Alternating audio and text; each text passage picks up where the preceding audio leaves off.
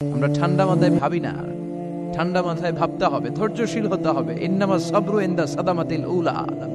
বিষ্ণু বলেছেন, বিপদের প্রথম ধাক্কায় যে সবর ধারণ করতে পারে সেই তো সবুর। এজন্য বিষ্ণু দোয়া করতেন, আল্লাহুম্মা জাআলনি সাবুরা, আল্লাহ আপনি আমাকে ধৈর্যশীল বানান। ওয়া জাআলনি শাকুরা, আপনি আমার শুকরগুজার বান্দা বানান। বিশ্বনবীর চেয়ে ধৈর্যশীল, বিশ্বনবীর চেয়ে শুকরগুজার পৃথিবীর কেউ আছে? কথা বলেন। এমন তাবৎ কোনো অত্যাচার নাই যে অত্যাচার বিশ্বনবীর উপর করা হয় নাই। বিশ্বনবী মক্কার জামিনে যখন দাওয়াত দিতে লাগলেন, ওনারে পাগল বলা হতো, বলা হতো তুমি পাগল, বলা হতো মুহাম্মদ একটা কবি, বলা হতো মুহাম্মদ হচ্ছে গণক।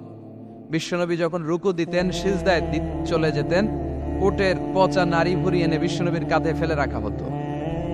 বিশ্বনবীর গলার মধ্যে রশি ধরে টান দেয়া হতো। কয়েকবার বিশ্বনবীর এই ঘাড়ের এই চামড়া ছিঁড়ে গিয়েছে, একবার চাদর টান দেওয়ার কারণে, আরেকবার রশি টান দেওয়ার কারণে। বিশ্বনবী কিছুই বলেন নাই, ক্ষমা করে দিয়েছেন।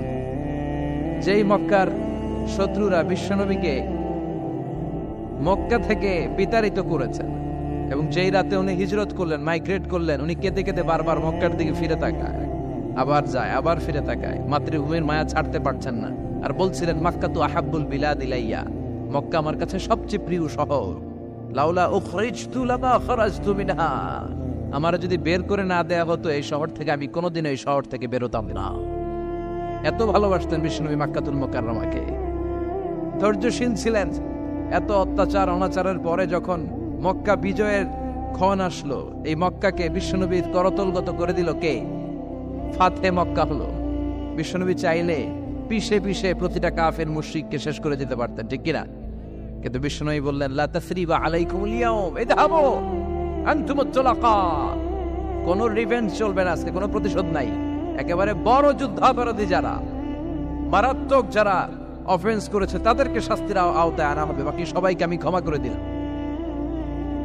In the long history of the world, there is no instance of magnanimity and forgiveness which was showed by our beloved Prophet Muhammad when all of his enemies laid under his feet and he forgave them one and all. পৃথিবীর গোটা পৃথিবীর ইতিহাসে এরকম নজির কোথাও পাওয়া যায় না, যাকে এত অত্যাচার করে বিতাড়িত করা হয়েছে, নির্বাসন দেয়া হয়েছে, হিজরতে বাধ্য করা হয়েছে।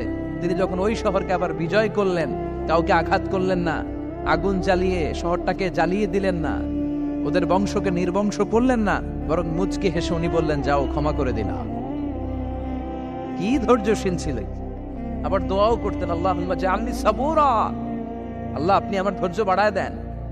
ওয়া জাআলনি শাকুরা, আপনি আমার শুকরগুজার বানান। ওয়া জাআলনি ফি আইনি সাগীরা, আল্লাহ আমার চোখে আপনি আমারে ছোট বানান। ওয়া ফি আয়ুনিন নাসি কাবীরা, আল্লাহ মানুষের চোখে আপনি আমারে বড়